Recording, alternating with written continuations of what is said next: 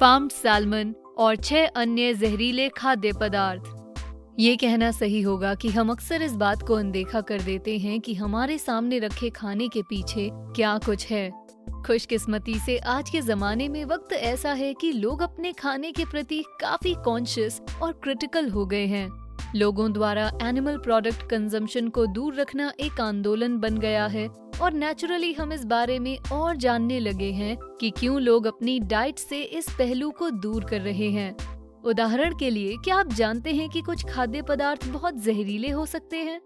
जानने के लिए देखते रहिए, लेकिन वीडियो शुरू करने से पहले ऐसी ही और डेली टिप्स के लिए हमारे चैनल को सब्सक्राइब करना ना भूलें और नोटिफिकेशंस भी ऑन रखें ताकि आप हमारे नए वीडियोस कभी मिस ना करें। ठीक है, तो मछली और सैल्मन से बने खाद्य पदार्थों और जहरीले जानवरों के बाय प्रोडक्ट्स द्वारा अपने एक्सपोजर की शुरुआत करते हैं।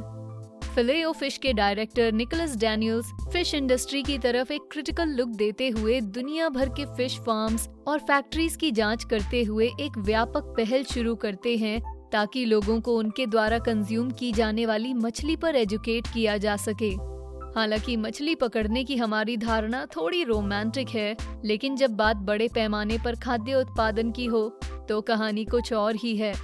डॉक्टर जोसेफ मर्कोला के अनुसार आजकल फिशरीज को कई गंभीर समस्याओं का सामना करना पड़ता है, जिसमें ज्यादा मछली पकड़ने से लेकर रासायनिक प्रदूषण और जहरीले एक्सपोजर से होने वाले जेनेटिक म्यूटेशन शामिल हैं।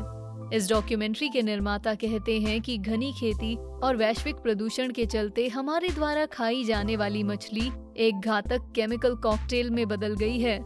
फिर भी जनता की नजर में केवल आधुनिक फिशरीज की छवि की सुरक्षा करने के लिए ये मछली उद्योग बढ़ रहा है।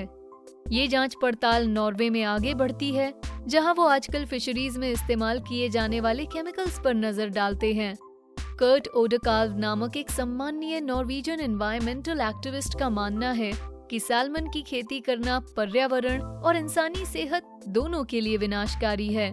नॉर्वेजियन फ्योर्ड्स, जिसमें सैल्मन फार्म्स और फिशरीज हैं, कहते हैं कि वहां बैक्टीरिया, ड्रग्स और कीटनाशकों की 15 मीटर ऊंची कचरे की परत मौजूद है।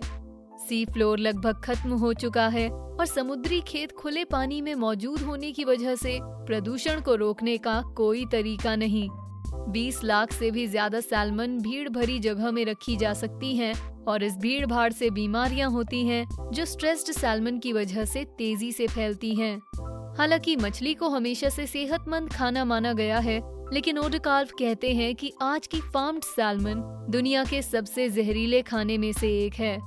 जेरोम रूजन नामक टॉक्सिकोलॉजी रिसर्चर ने इन दावों को कंफर्म किया है। उन्होंने नॉर्वे में बेचे हुए बहुत से अलग अलग फूड ग्रुप्स की जहर के लिए जांच की और निर्धारित किया कि इन सब में से फार्म्ड सैल्मन में बहुत बड़े फर्क के साथ सबसे ज्यादा मात्रा में टॉक्सिन्स पाए जाते हैं। यानी जांच किए गए किसी भी फूड प्रोडक्ट की तुलना में फार्म्ड सैल्मन 5 गुना ज्यादा जहरीला है। यूनिवर्सिटी ऑफ बर्जन नॉर्वे की प्रमुख बायोलॉजिस्ट डॉक्टर एन लीस बर्चमॉन्सन कहती हैं, मैं गर्भवती महिलाओं, बच्चों और युवक युवतियों को फार्म्ड सैल्मन खाने की सलाह नहीं दूंगी। ये निश्चित नहीं है कि सैल्मन में कितना जहर होता है और ये ड्रग्स बच्चों और गर्भवती महिलाओं को कैसे प्रभावित करते हैं।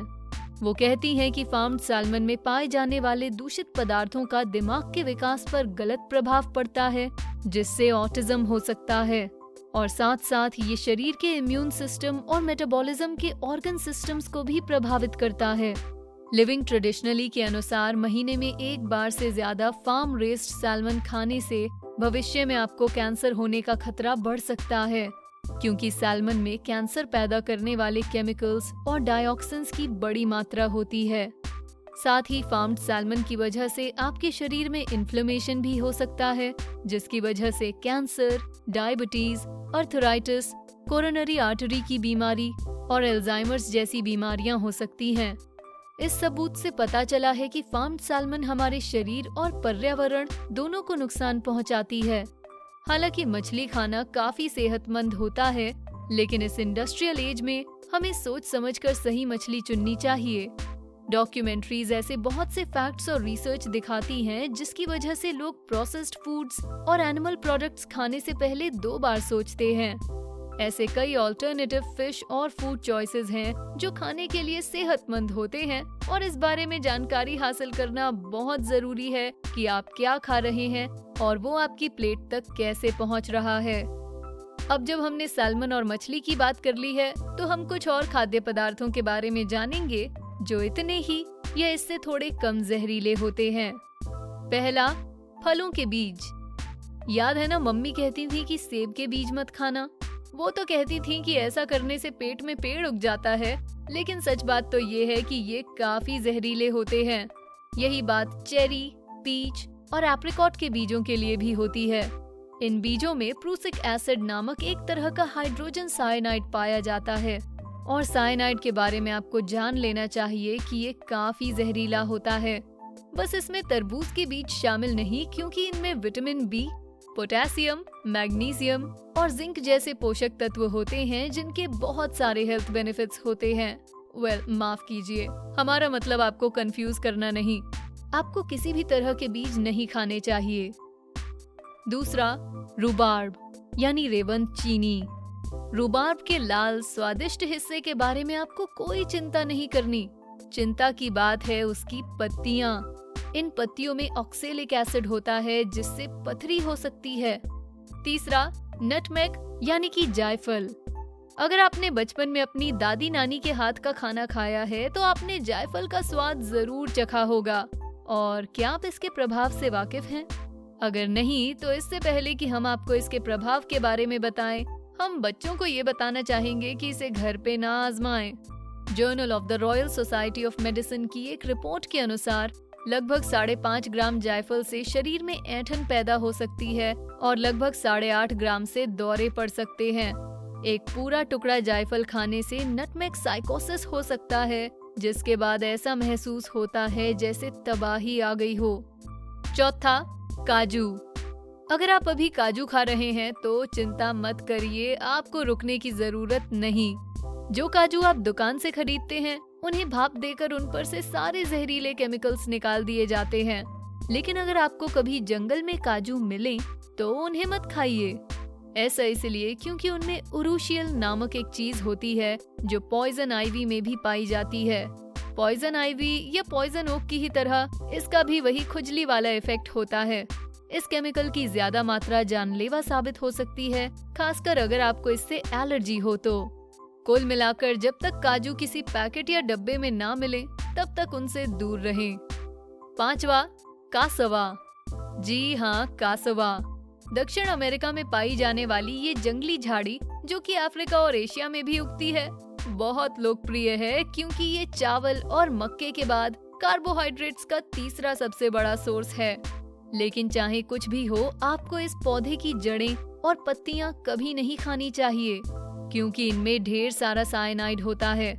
अगर आप अपनी फसल से कीड़ों को दूर रखना चाहते हैं तो ये बहुत अच्छा है, लेकिन अगर आप इसे खाना चाहते हैं तो ये बहुत बुरा है। अगर आपको इससे साइनाइड हटाना हो तो आप पौधे को उबाल सकते हैं। तो ये संदेश है नाइजीरिया के लोगों के लिए, जहाँ कासवा सबसे ज्यादा उगता है। जब आप अपना कासवा फूफू बना रहे हो तो पत्तियों और जड़ों को हटाना ना भूलें। छठा, आलू। चिंता मत करिए, हम आपसे आपके प्यारे आलू नहीं छीन रहे, बस आप इनकी पत्तियों, टहनियों और स्प्राउट्स से प्यार मत करिए। साथ ही अगर आपको ऐसा आलू पसंद है जो कुछ वक्त के लिए ऐसे ही छोड़ा हुआ था, तो आपको इस पसंद को छोड़ना होगा क्योंकि इससे आपकी जान पर बन सकती है। अभी बताए हुए आलू के हिस्सों में या फिर देर तक छोड़े हुए आलूओं में, खासकर रोशनी में छोड़े हुए ग्लाइकोल कलॉइड्स, जो धतूरे में भी होता है, पाया जाता है। इस जहरीले केमिकल को ज्यादा खाने से ऐंठन, दस्त, सिर दर्द, यहाँ तक कि कोमा या मौत भी हो सकती है। हरे रंग वाले आलूओं से भी दूर रहें। और यहाँ खत्म होता है हमारा वीडियो। जहरीले खाद्य पदार्थों की हमारी इस सूची के बारे में आपका क्या ख्याल है? क्या आपको किसी पदार्थ का नाम जानकर आश्चर्य हुआ? अपने विचार हमें नीचे कमेंट सेक्शन में बताएं। वीडियो पसंद आया तो बेस्टी को लाइक करें, शेयर करें और सब्सक्राइब करें। Thanks for watching.